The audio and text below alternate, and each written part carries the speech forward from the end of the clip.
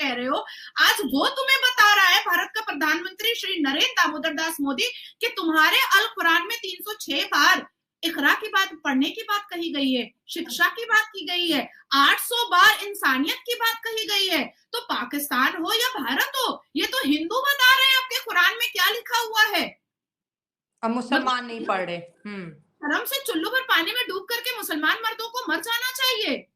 उठाओ तलवार, निकालो सलवार, उठाओ तलवार, काटो गला, वही करता है। लंदन जाता है वही करता है, अरब जाता है वही करता है। मतलब जब तक इसको दूसरे धर्म वाले मिलते रहते हैं मुसलमानों को, वो दूसरे धर्म को काफिर बोल करके, यहूदी बोल करके, ईसाई बोल करके काटता मारता रहता है। जब जाना होता है ना मुल्क से बाहर, तो मैंने वीज़ा अप्लाई किया था एक जगह ट्रैवल एजेंसी पे। ये जो हमारी दाढ़ी है ना, ये जो मेरे यहाँ आपको नज़र आ रही है, ये पहले दीन की इलामत थी, अब ये दहशतगर्दी की पहचान है।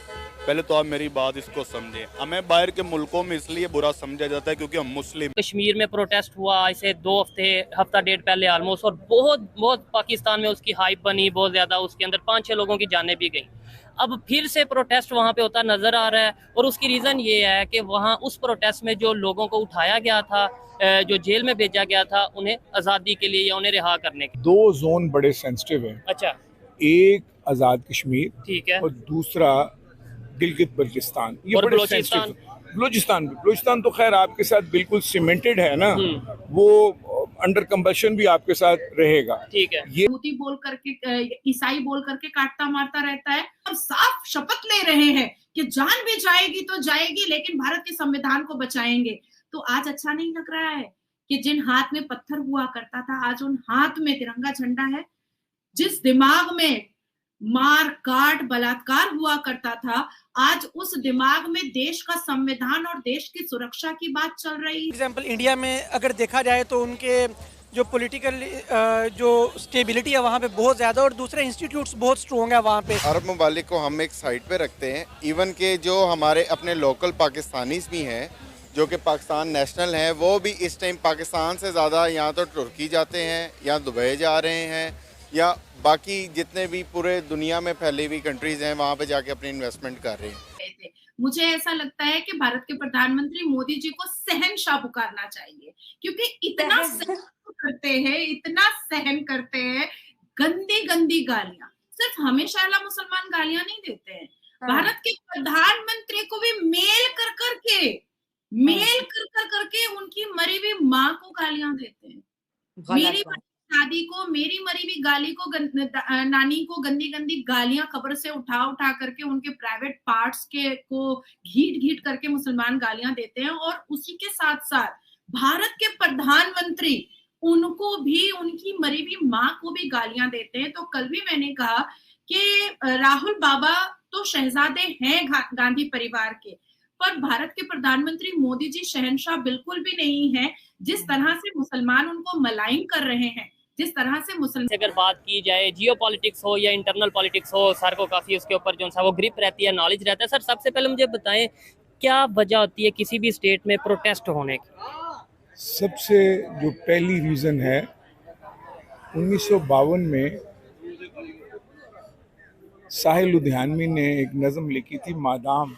अच्छा। उस मादाम नज़्म का पहला मिसरा था कि नूर सरमाया से है रूहे तमद्दुन की जिला। कि दुनिया में जितनी भी तहजीबें पलती हैं वो नूर सरमाया की बदौलत होती हैं। ठीक है। दोस्तों, देश में आज लोकसभा चुनाव के 6ठे चरण के तहत वोटिंग हुई। भले ही अब लोकसभा चुनाव समाप्त की ओर है, लेकिन सियासी पारा लगातार चढ़ रहा है। पीएम मोदी ने विपक्षी गठबंधन इंडिया पर शनिवार को तीखा हमला किया और उस पर मुस्लिम वोट बैंक के लिए गुलामी और मुजरा करने का आरोप लगाया। बिहार के पाटलिपुत्र, काराकाट और बक्सर संसदीय क्षेत्रों में अलग अलग रैलियों को संबोधित करते हुए मोदी ने विपक्ष पर तीखा हमला किया और अल्पसंख्यक संस्थाओं में अनुसूचित जाति, अनुसूचित जनजाति और अन्य पिछड़ा वर्ग को आरक्षण से वंचित करने के लिए राजद और कांग्रेस जैसे दलों को जिम्मेदार ठहराया। उधर पीएम मोदी के मुजरा वाले बयान से विपक्षी गठबंधन के नेता भड़क गए। कांग्रेस नेता पवन खेरा ने प्रधानमंत्री नरेंद्र मोदी को एक बार फिर निशाने पर लिया है। उन्होंने कहा कि पीएम मोदी अब थक चुके हैं, बीमार है, उन्हें इलाज की जरूरत है। पीएम मोदी की जुबान फिसली है या कुछ और बात है।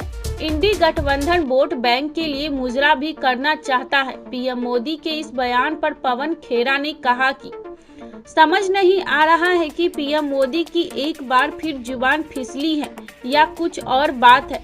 समझ ही नहीं आ रहा है कि क्या कहें। उन्हें कहा कि शायद उनकी आदत धूप में जाकर प्रचार करने की नहीं है।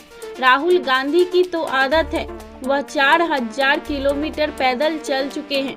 उन्होंने कहा कि पीएम मोदी को शायद अब प्रचार से थकान बढ़ गई है। जिन शब्दों का वह इस्तेमाल करते हैं कि मुजरा करेगी कांग्रेस पार्टी, इस तरह के शब्द का इस्तेमाल करना प्रधानमंत्री के पद पर बैठे व्यक्ति को बिल्कुल शोभा नहीं देता।